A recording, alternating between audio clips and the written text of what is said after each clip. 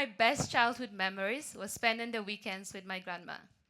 She was always so curious about my world, about my privilege of going to school and speaking very good English and wanting to learn everything that was new for her. And as a yapper, this was obviously my favorite activity, to yap to my grandma all weekend. And not to brag, but I think I may have earned the favorite grandchild spot among my cousins. My grandmother, just like most of the women in her community, did not go to school or learn a trade and were often made to get married at very early ages, sometimes unwillingly, and wouldn't be allowed to leave the marriages either. She was married to my grandfather as a teenager and unwillingly. My grandfather already had a first wife, and after about 5 years of marrying her, my gracious grandfather, may his soul rest in peace, married a third. They gave birth to my 2 aunties, and then my mom, and then 7 more children after, which even back at the time was a bit of a stretch. Throughout the time I'd spent with my amazing grandmother, I had one major curiosity. Did she ever want to leave that marriage? Would she have been able to with her 10 children, and would anyone have supported her even if she wanted to? And the answer was no, she could not have. Even if she dared to, it would have been shut down immediately. But of course, I never dared to ask her any of these questions because if there's anything you know about Northern cultures, you don't ask your elders grown-up questions like that. But I held deep anger and also frustration for her situation. So when I was on a call a couple of days ago with a friend back home, and whilst we were speaking, he made the comment, I despise divorce, and I've told her not to leave and have a child with another man. It completely triggered my fears. Was she bound to the marriage for life even if it no longer served her?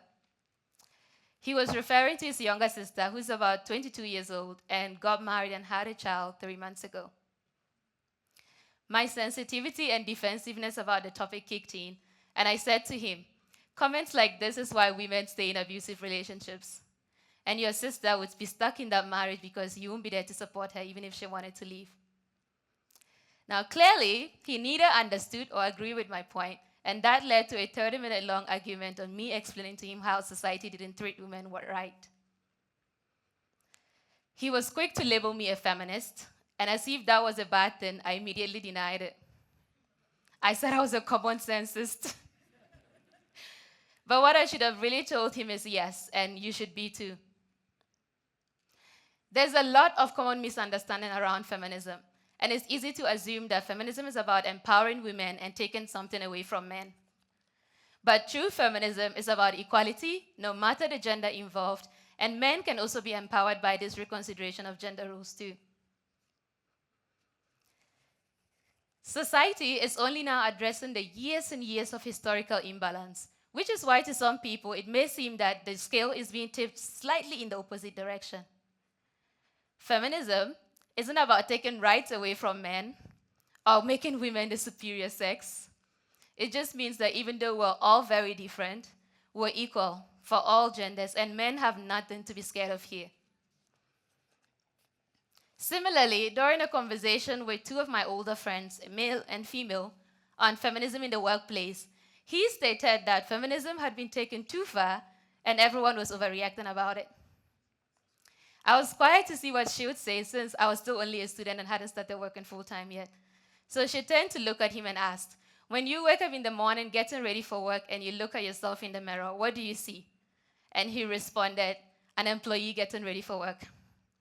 She added, that's the difference. When I look at myself, I see another day of a female employee getting ready for work. It is privilege, and that is privilege that you do not see gender, and privilege is invisible to those who have it. And when you have it, you're oblivious to the double and higher standard the other party is subdued to. Recognizing male privilege doesn't have to be scary. And it doesn't mean that men have to spend the rest of their lives apologizing for everything that they do or say, contrary to what some men might think it means. It just means that recognizing the unavoidable privilege that you benefit from and supporting the vision towards a more equal society. This is not to say that men have no issues of their own to contend with. In fact, in 21st century and 2024, men have lots of problems to deal with, from forging a career to climbing the property ladder. But as well as all these problems that men have to contend with, women have to deal with sexism on top of it all. From unequal pay to everyday sexism, to domestic violence and period poverty. While some of us women today enjoy privileges that our grandmothers could only dream about, women in my community still leave primary and middle school to get married, and girls in Afghanistan cannot even go to secondary school or university. And meanwhile, girls in Iran were recently reportedly poisoned. And even in societies or democracies where women have been working outside the home for ages, they are still paid way less than men do for the same work. Despite all the talk on feminism, like I'm doing today, the United Nations have predicted that it will take us 257 more years to bridge the gender pay gap. So clearly, there's still a lot of work to be done around here. Gender equality is good for everyone. It is good for countries. There's studies that have shown that those countries that appear the most gender equal also score the highest on the happiness scale. Take a look at Finland, for instance, with a gender equal gap that is almost non-existent, and women having a high employment rate almost equal to men. They've been ranked the most happiest country in the world 7 times in a row. When women are happy, they feel safer, they feel relaxed, and they contribute to a functioning society and economy. Gender equality is also good for companies. Studies have shown that the companies that are most gender equal, it makes everything good for all of their labor force. There's lower rates of job turnover, there's higher rates of retention, and there's high overall productivity in the office. It is also good for relationships. Studies have shown that the more egalitarian our relationships, the happier both partners are, and the higher rates of sexual satisfaction. Gender equality is not a zero-sum game, but a win-win for everyone. It is in the best interest of countries, companies, families, and society as a whole. So now that we've understood that this is very important and all of us should be a part of, how might we help promote this better? And I'd say 1, by making gender more visible to men. The good news about this is that most men agree that there is a problem, as about 2 out of 3 men across 33 countries on studies have expressed that they agree that there's inequality among women in terms of social, political, and economic rights in their countries. The bad news, while these men agree that there is a problem, they also think that it's gone far enough. We can start to make gender more visible to men by highlighting some of the dangers that it also poses to them, like confining to certain ideas of masculinity, limiting career choices and caregiving choices, and even enduring emotional or holding back emotional pain. How many times have we all here watched the men in our lives push through physical pain to work just in order not to be perceived weak?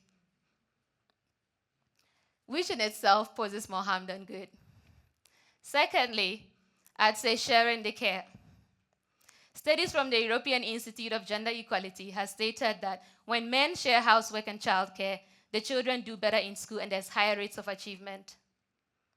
It has also stated that children perform better, there's lower rates of absenteeism, and everyone is happier and healthier.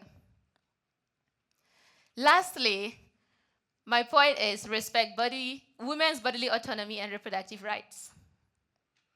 In this day and age, women should still not lack the ability to make their own independent choices, whether or not they want to leave their marriages, whether or not they want to get married, and whether or not they want to dress a certain way or use contraception. When women and girls exert this autonomy over their own bodies, they and their families all thrive. Thank you.